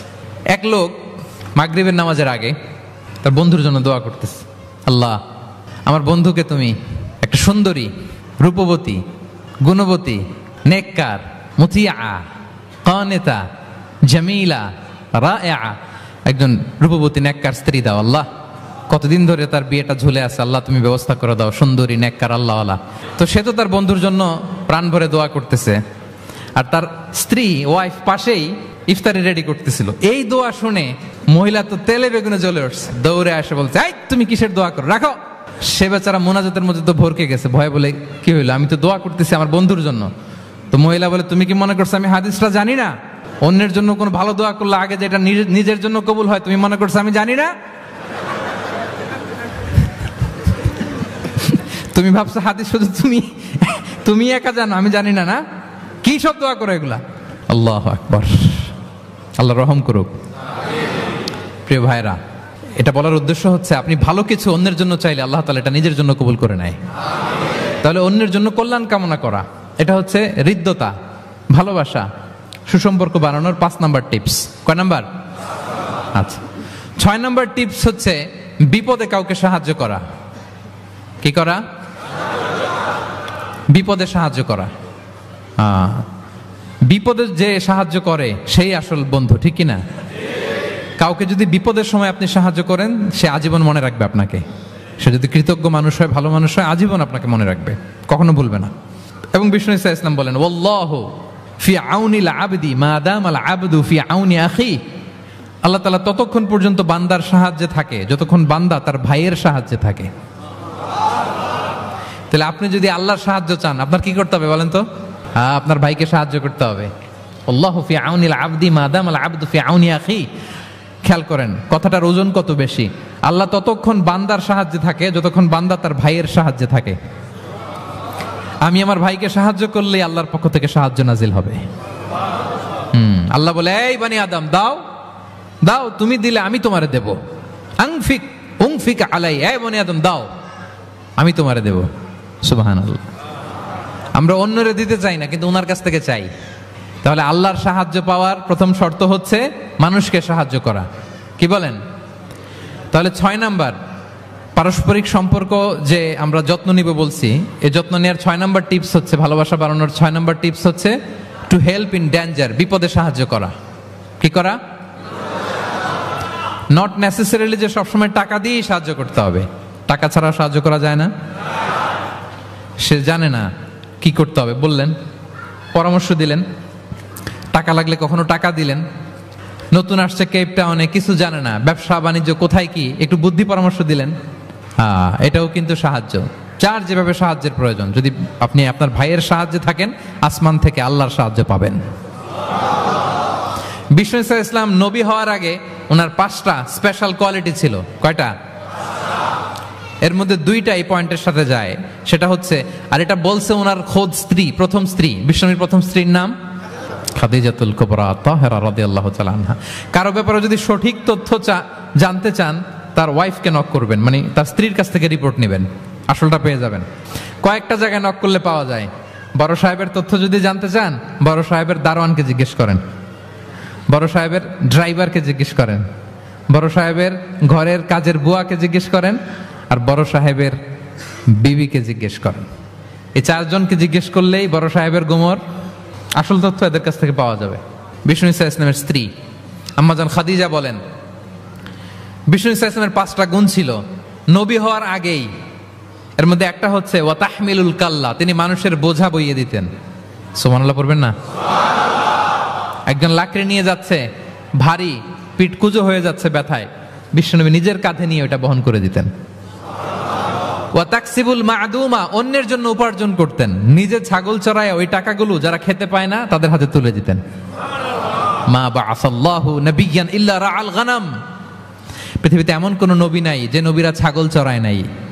সাহাবারা বললেন, ওয়া আনতা ইয়া রাসূলুল্লাহ, হে নবী আপনিও? বিষ্ণু বললেন, কুনতু আরআহা লিকারারিত লিআহলি মক্কা, আমি অল্প কিছু কিরাত, মানে অল্প কিছু পয়সার বিনিময়ে মক্কার লোকদের ছাগল চড়ায় দিতাম। He started his first career as a shepherd, রাখাল হিসেবে ক্যারিয়ার শুরু করছিলেন, ইনকামের রাস্তা। আর আমরা কাজ ভাগাভাগি করে, এটা ছোট কাজ, এটা করবো না, ওইটা করবো না। বিষ্ণু ইসলাম ছাগল চড়াতেন মরুভূমিতে, এবং এই উপার্জিত টাকাটা সুবিধা বঞ্চিত মানুষের হাতে তুলে দিতেন। চিন্তা করেন কি মানসিকতা ছিল বিশ্বনবী। তাহলে আপনি যদি কারোর সাথে হৃদ্যতা বাড়াতে চান, বিপদে এগিয়ে আসবেন, সাহায্য করবেন। তাহলে 6 নাম্বার হচ্ছে টু হেল্প ইন ডেঞ্জার, কেউ বিপদে পড়লে তার to extend hour helping hand to others, আমরা সাহায্যের হাত বাড়িয়ে দিব। পারা যাবে তো ইনশাআল্লাহ? কয়টা গেল? 7 নাম্বার হচ্ছে ভিজিটিং সিক, অসুস্থ ব্যক্তিকে ভিজিট করা। এটা অনেক বড় সওয়াবের কাজ, এবং এতে আপনার হৃদ্যতা বাড়বে, ওই লোক আপনাকে মনে রাখবে। বিষ্ণু ঈসা ইসলাম উনি সকালবেলা রেগুলারলি 2টা কাজ করতেন। এক হচ্ছে মদিনার বাজার ভিজিট করতে যেতেন রাফলি 10টা সাড়ে 10টার দিকে, আর ওই টাইমে উনি মদিনায় যদি কেউ অসুস্থ থাকতো তার বাসায় ভিজিট করতে যেতেন। আপনারা অসুস্থকে দেখতে জানতো না? যাবেন। বিষ্ণু ইসা ইসলাম কোনো অসুস্থের কাছে গেলে তার মাথায় হাত দিয়ে দোয়া পড়তেন। তিনি পড়তেন, আল্লাহ আযহিবিন নাস, আল্লাহুম্মা রাব্বান নাস আযহিবিল বাস, ইশফি আনতা শাফি, লা শিফা ইল্লা শিফাউক, শিফাআন লা ইগাদিরু সাকমা। রোগীর মাথায় হাত দিয়ে তিনি বলতেন, হে মানুষের রব, তার রোগ, তার কষ্ট দূর করেন, তাকে শিফা নসিব করেন, এমন শিফা দেন যে শিফার পরে আর সে রোগাক্রান্ত হবে না। বিষ্ণু ইসা ইসলামের এক খাদেম ছিল মদিনায়, ছোট্ট বালক, কিন্তু ধর্মে ইহুদি, ধর্মে নন মুসলিমদের সাথে how should be our relationship to the people of different faith, এটা নিয়ে আমার লম্বা লেকচার আছে, শুনবেন। লম্বা, আমি একাডেমিক ওয়েতে আলোচনা করেছি, আমার ইউটিউব চ্যানেলে গেলে পাবেন। মদিনাতে এক ছোট্ট ইহুদি বালক বিষ্ণু ইসা ইসলামের খেদমত করতো, এটা সেটা এগিয়ে দিত। বিষ্ণু ইসা ইসলাম কোনো কাজ থাকলে তাকে অ্যাসাইন করতেন, অ্যাপয়েন্ট করতেন, দিতেন। কিন্তু অনেক দিন হয় ছেলেটা আসে না। বিষ্ণু খুঁজলেন ওই ইহুদি বালকটা কোথায়। সাহাবারা বলল, ইয়া রাসূলুল্লাহ, সে তো অসুস্থ। সে কি? সে তো অসুস্থ। সেই বুখারীর বর্ণনা শুনেই বিষ্ণু ইসলাম তার বাড়িতে গেলেন। কার বাড়িতে? ইহুদির বাড়ি। আমরা মনে করছি শুধু মুসলিম অসুস্থ হইলেই বোধহয় দেখতে যাইতে হবে, এরকম আমরা ধারণা করে নিছি। না, অসুস্থ হলে সেবা শুশ্রূষা করা, দেখতে যাওয়া, এটা মুসলিম অমুসলিমের সাথে সম্পর্ক না। যে কোনো ধর্মের, যে কোনো বর্ণের, যে কোনো চিন্তার অসুস্থ হইলেই আপনার নেইবার, এদিকে খ্রিস্টান যাবেন, এদিকে জুইশ যাবেন, ভিজিটিং সিক ফর অল, সবার জন্য এটা। বিষ্ণু ইসলাম গেলেন, যে তার পাশে, মাথার পাশে বসলেন। বসে তিনি বললেন, ইয়া গোলাম আসলিম, হে বালক, তুমি ইসলাম ধর্ম গ্রহণ করো। এতদিন খেদমত করছে, বলে নাই।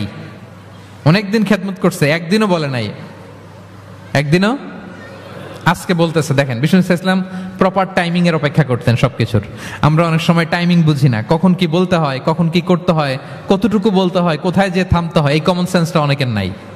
হ্যাঁ, আমি তো হিন্দুদেরকে পাইলে ইসলামের কথা বলিই না, আমি যে তুমি শাহাদা পড়ো, এটা কখনো বলি না। আমি ইসলামের বিউটি শুধু তুলে ধরি, যে এটা এমন, এটা এমন, কিন্তু তুমি শাহাদা পড়ো এটা বলি নাই। কত লোক যে আমার কাছে আসছে শাহাদা পড়ার জন্য, হিসাব নাই, হিসাব নাই। এখন তো পাবলিকলি করি না কিছু ইস্যুর কারণে, কারণ প্রপার টাইমিং লাগবে। এতদিন খেদমত করলো বিশ্বনবী, একদিনও তাকে শাহাদা পড়তে বলে নাই, আজকে বলতেছে। Proper timing. যখন বিশ্বনবী বললেন, ইয়া গোলাম আসলিম, ইসলাম ধর্ম গ্রহণ করো, ছোট্ট বাচ্চা ফানাযারা ইলা ওয়াজহি আবি, তার বাবার দিকে তাকালো, মানে বুঝাতে চাইলো যে বাবা আমি কি করব। তখন বাবা বলল, আতিয়া আবুল কাসিম। বিশ্বনবীর উপাধি ছিল আবুল কাসেম, বড় ছেলের নাম কাসেম, তো ছোটবেলায় মারা গেছে। বাবা বলল, আবুল কাসেম যা বলে তাই শোনো। কারণ এতদিনে ছেলের কাছ থেকে রিপোর্ট নিয়ে বুঝে গেছে তো এটা কে, এটা যে রাহমাতাল লিল আলামিন, এটা যে বিশ্বনবী, এটা যে দ্য লাস্ট মেসেঞ্জার, এটা বাবা মিলাই ফেলছে। বাবা বলে, আতিয়া আবুল কাসেম, আবুল কাসেমের অনুসরণ করো। বিষ্ণু বললেন, পড়ো আশহাদু আল্লা ইলাহা ইল্লাল্লাহ ওয়া আশহাদু আন্না মুহাম্মাদান আবদুহু ওয়া রাসূলুহু। ছোট্ট বাচ্চাটা পড়তে আরম্ভ করলো, আশহাদু আল্লা ইলাহা ইল্লাল্লাহ ওয়া আশহাদু আন্না মুহাম্মাদান আবদুহু ওয়া রাসূলুহু। মৃত্যুর আগে সে শাহাদা পড়ে ফেললো। বিষ্ণু বললেন, আলহামদুলিল্লাহ, আলহামদুলিল্লাহিল্লাযী আনকাযাহু মিনান নার। প্রশংসা সে আল্লাহর যে একটু আগে জাহান্নামী হওয়ার কথা ছিল যার, তাকে মুহূর্তের মধ্যে জান্নাতি বানায় দিলেন। ভিজিটিং সিক্স, অসুস্থকে দেখতে যাওয়া। শুধু মুসলমান হলে দেখতে যাবেন নাকি?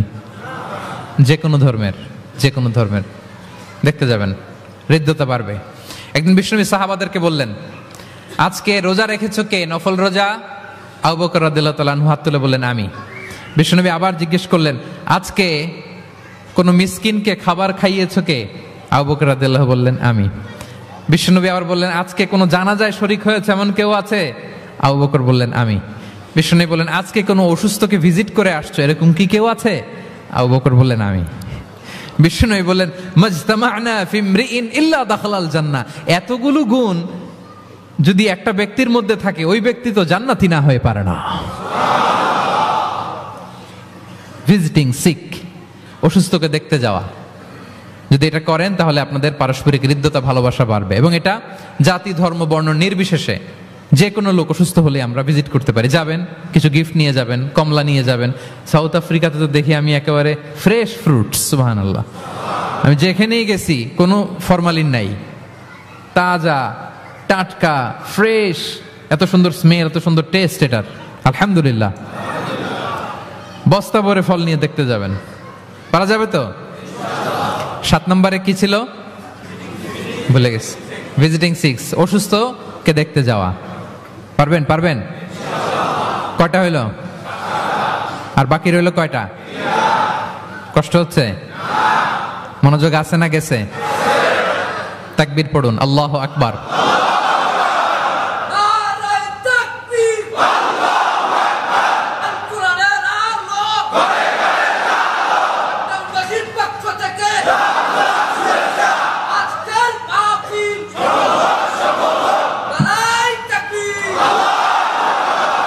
মাশাআল্লাহ, তাবারাকাল্লাহ। কয়টা বললাম? 8 নাম্বার হচ্ছে এক্সচেঞ্জিং গিফট, উপহার দেয়া, গিফট দেওয়া। কি দেওয়া? নট নেসেসারি যে দামি কিছু দিতে হবে, নট নেসেসারি দামে দিতে হবে। ছোট্ট জিনিস দেন, একটা কলম দেন, কি দিবেন? কলম দেন, একটা ছোট বই দেন, একটা মেসওয়াক দেন, একটা টুপি দেন, আপনার সাধ্যে যা কুলায় দেন, গিফট করেন। আমি ইফতারি করতে বসলেও আমার ডানে বায়ে যারা থাকে এখান থেকে আমি দেই, কারণ একজন রোজাদারকে এক ঢুক পানি খাইয়ে ইফতারি করলেও সে সারাদিন রোজা রেখে যেই সওয়াব, তার সওয়াব না কমিয়ে ওই পরিমাণ সওয়াব আল্লাহ যিনি খাওয়ালো তার আমলনামায় দিয়ে দেয়। একটু বিতরণ করেন, একটু খাইয়ে দেন, সামান্য কিছু হলো গিফট দেন। উপহার দিলে ভালোবাসা বাড়ে, সুবহানাল্লাহ। বিষ্ণু ইসলাম নিজেই বলেছেন, তাহা দাও তাহাব্বু, তোমরা একে অপরকে উপহার দাও, তোমাদের মধ্যে ভালোবাসা বাড়িয়ে দিবে কে? পারস্পরিক উপহার বিনিময় করবেন। ছেলেকে উপহার দিন, মেয়েকে উপহার দিন, স্ত্রীকে দিন, বন্ধুকে দিন, কলিগকে দিন, পারলে শত্রুকেও দিন। কি বলেন? শত্রুকে যদি উপহার দেন শত্রুতা থাকবে? ধরেন কারোর সাথে আপনার কম্পিটিশন, ধরেন একটা নির্বাচন, সে জিতে গেল, আপনি হেরে গেলেন, আপনি ফুল পাঠান, ফ্রুটস পাঠান, দেখবেন শত্রুতা কমে গেছে। এটাই বলেছেন বিষ্ণু ইসলাম সরাসরি, যে তাহা ওয়া তাহা দাও তাহাব্বু তাযহাবি শাহনা, তোমরা পারস্পরিক গিফট দাও, তাহলে শত্রুতা, দ্য এনিমিটি উইল ডিসঅ্যাপিয়ার, শত্রুতা দূর হয়ে যাবে, বিরোধ মিটে যাবে, ভালোবাসা বেড়ে যাবে। তাহলে পারস্পরিক সুসম্পর্কের জন্য, সম্পর্ক উন্নয়নের জন্য, হৃদ্যতা ভালোবাসা বাড়ানোর জন্য আমরা একে অপরকে উপহার দিব, যা পারি উপহার দেওয়ার এই কালচারটা ভালো, এটা সুন্নাহ। পারবেন তো? তাহলে 8 নম্বরে কি ছিল? Gift, exchanging gift. আচ্ছা, 9 নাম্বার হচ্ছে হসপিটালিটি, আপ্যায়ন করানো, মানে মানুষকে খাওয়ানো। মানুষকে কি? মানুষকে কি? শুধু নিজেই খাবেন না, খাওয়াবেনও, দুটোই ভালো। খাইবেনও, খাওয়াবেনও, খাবেনও, খাওয়াবেনও। খাওয়ালে হৃদ্যতা বাড়ে, কাউকে আপ্যায়ন করালে, এন্টারটেইন করালে, হসপিটালিটি করলে হৃদ্যতা বাড়ে। আরবরা কি বলে জানেন? আরবরা বলে কারো এখানে ঢুকার আগে এখানে ঢুকো, মানে হৃদয়ে ঢুকার আগে পেটে ঢুকো, আগে কলবে যাওয়ার আগে পেটে ঢুকো, তাইলে তার হৃদয়ে পৌঁছতে পারবা। বাংলাতে একটা কথা আছে, বাসনে ভাত না থাকলে ভাষণে পেট ভরে না। ঠিক কিনা বলেন? বাসনে ভাত না থাকলে ভাষণে পেট ভরে না, পেটে খেলে পিঠে সয়। এজন্য আপ্যায়ন করানো, খাওয়ানো, এটা এমন একটা টেকনিক, আপনি কাউকে আপ্যায়ন করালে মুহূর্তেই তার মনটা, হৃদয়টা আপনার দিকে ঝুঁকে যাবে। সুবহানাল্লাহ পড়েন। বিষ্ণু ইসলাম বলেন, মান কানা ইউমিনু বিল্লাহি ওয়াল ইয়াউমিল আখিরি ফালইউকরিম দাইফা, যে আল্লাহ বিশ্বাস করে এবং আখিরাতে বিশ্বাস করে সে যেন তার মেহমানকে সম্মান করে। হ্যাঁ, মেহমান আপ্যায়ন করা সুন্নাহ, এটা সুন্নাহ, সে যেন মেহমানকে আপ্যায়ন করে, সম্মান করে। অনেকে মেহমান আসলে অখুশি হয়, বাসায় মেহমান আসছে, হায় রে কত ঝামেলা, আমাদের রিজিক নিয়ে টানাটানি। সে ভাবে যে তার রিজিকে ভাগ বসাতে মেহমান আসছে, আসলে না। মেহমান আল্লাহর পক্ষ থেকে মেহমানের রিজিক নিয়েই আপনার কাছে আসছে, সে আসার ফলে আপনাদের রিজিকে বরকত হয়ে গিয়েছে। সে আপনার রিজিকে ভাগ বসাতে আসে নাই, তার রিজিক নিয়েই সে আসছে, তার উসিলায় আপনার রিজিক বাড়ায় দিবে কে?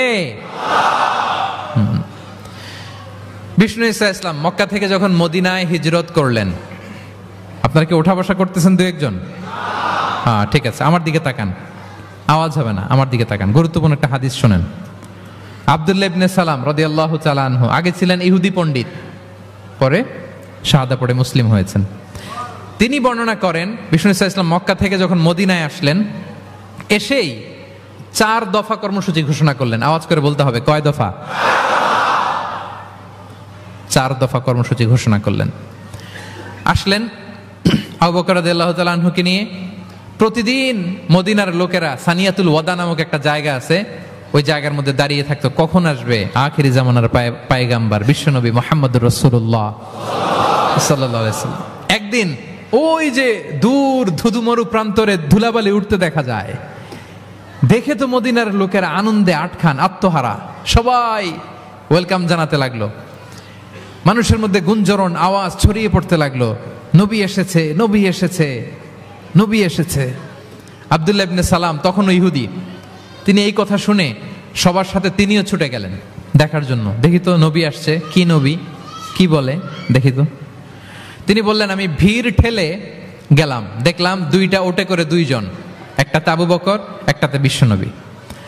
বিশ্বনবীকে একটা নজর দেখার জন্য মদিনার লোকেরা পাগল হয়ে তার চারদিকে ক্রাউড করছিল, ভিড় করছিল, বিশ্বনবীর কাছে ঘেঁষার জন্য, কাছে ঘেঁষার জন্য, মুবারক চেহারাটা একটা নজর দেখার জন্য। আব্দুল্লাহ ইবনে সালাম বলেন, আমিও মানুষ ঠেলে, ধুলাবালি উঠতেছে শুধু, দেখতে পাই না, মানুষ ঠেলে একবার তার দিকে তাকালাম। যখন আমি তার দিকে নজর করলাম, ফালাম্মা নাযারতু ফাআরাফতু আন্না ওয়াজহাহু লাইসা বিওয়াজহিন কাযাব, আমি তার চেহারা দেখে বুঝতে পারলাম এ চেহারা কোনো মিথ্যাবাদীর চেহারা হতে পারে না।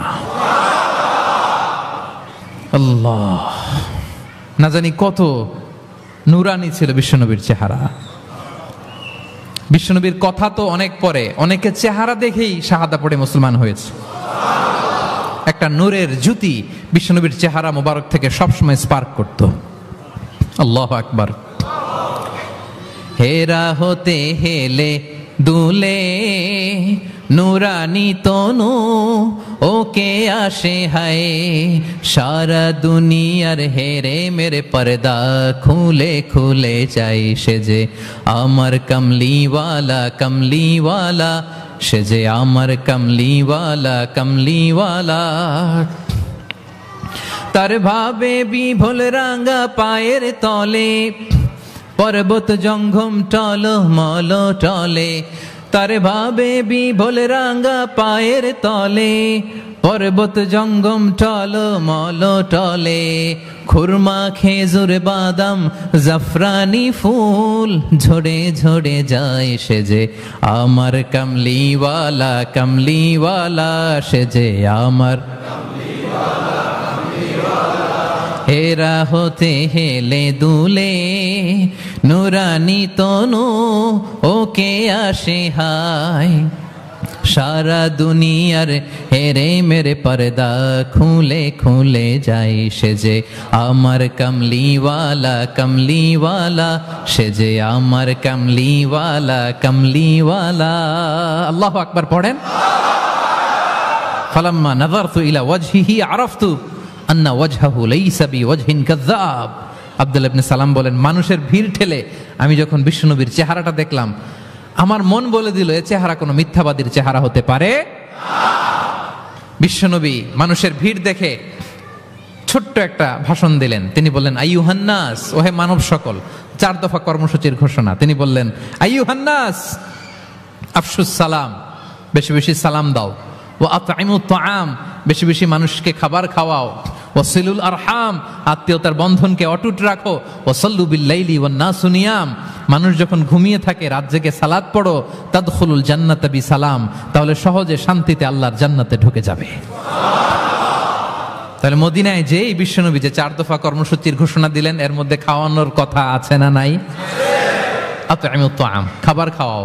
একটা দেশে যখন খাদ্য সংকট হয়, ওই দেশের আর কোনো স্টেবিলিটি থাকে না, এটা একটা অকার্যকর রাষ্ট্রে পরিণত হয়, ঠিক কিনা বলেন? বিশ্বনবী মদিনায় যেই খাদ্যের সংকট দূর করে দিলেন।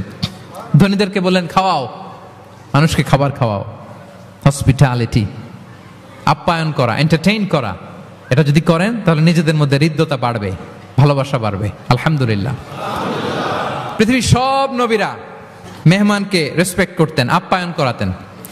বিষ্ণু ঈসা ইসলাম মক্কা এমন কোন লোক ছিল না বিশ্বনবীর হাতের রান্না খায় নাই। নবী হওয়ার আগ থেকেই, নবী হওয়ার পরে তো মেহমানদের আরো বাড়াই দিচ্ছেন, টার্গেট করে করে, দাওয়াতি টার্গেট করে করে বিষ্ণুনবী 2-4জনকে খাওয়াতেন। আল্লাহু আকবার।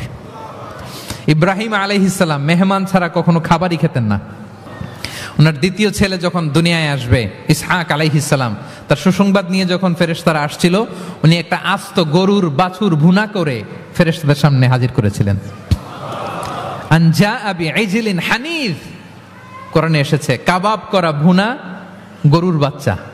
আল্লাহু আকবার। কারণ তিনি তখন বুঝতে পারেন না যেটা ফেরেশতা, মানুষের সূরাতে এসেছিল তো, দিলেন, প্রেজেন্ট করলেন একটা আস্ত গরুর বাছুর কাবাব করা। আল্লাহু আকবার। তাহলে সম্পর্ক বিল্ড আপ করার 9 নম্বর পদ্ধতি কি ছিল? হ্যাঁ, মেহমানদারি, আপ্যায়ন, হসপিটালিটি। মনে থাকবে? ইনশাল্লাহ নাই এবার, ডবল ইনশাআল্লাহ। মাশাআল্লাহ। আমার কেপটাউনের ভাইরা তো আলহামদুলিল্লাহ, আল্লাহ তাআলা অনেক সমৃদ্ধি দিয়েছে, আরো দেখ। কৃপণতা করবেন না, কৃপণদের আল্লাহ পছন্দ করে না, কৃপণদের আল্লাহ পছন্দ করে না। হাত উজাড় করে দিবেন, উপর থেকে উজাড় করে আপনাকে দিবে কে? হসপিটালিটি, মেহমানদারি করা, হৃদ্যতা বাড়ে।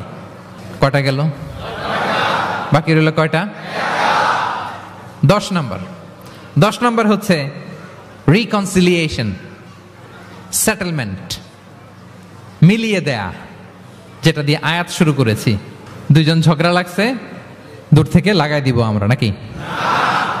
অনেকে কিন্তু দূর থেকে মজা নেয়, ওই যে এটা লাগছে 2টা আরো লাগুক, আরেকটু হাতাহাতি, ঘুষাঘুষি, কিলাকিলি, মারামারি, মামলা হামলা, আছে না নাই?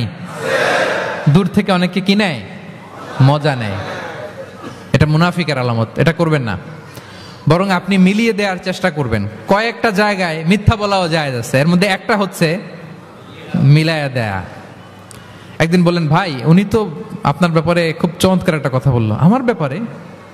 এই লোক কি বলছে, কি বলেন তো, কি বললো? তখন আপনি বললেন, আরে এই তো উনি তো বলতেছে আপনি নাকি এরকম খুব ভালো, এই সেই। সে তো খুশিতে বাকবাকু। বাহ, আমি তো এতদিন এটারে খারাপ মনে করছিলাম, এত ঝগড়াঝাটি, বাইরে বাইরে আমার প্রশংসা করে, আলহামদুলিল্লাহ ভালো, দেখি কি হয়। ওরে যে আবার একদিন বললেন, আরে ভাই ওনার সাথে দেখা, কথা প্রসঙ্গ তো আপনার ব্যাপারে বলতে যে বললো আপনি নাকি এরকম করছিলেন, ভালো একটা কাজ। সে অবাক হয়ে যাবে, দেখবেন যে এরপরে 2 জনের যখন রাস্তায় দেখা হয়ে গেছে, একে অপরকে সালাম দিয়ে ফেলতেছে, হ্যাঁ, মুসাফা করে ফেলতেছে, কথা বলতেছে, কোন একটা ইস্যু ধরে তারা মিলে যাওয়ার চেষ্টা করতেছে। কারণ 2 জনের মধ্যে হৃদ্যতা আগে থেকেই তো, হৃদয়টা কোল ডাউন হয়ে আছে, ঠিক কিনা বলেন?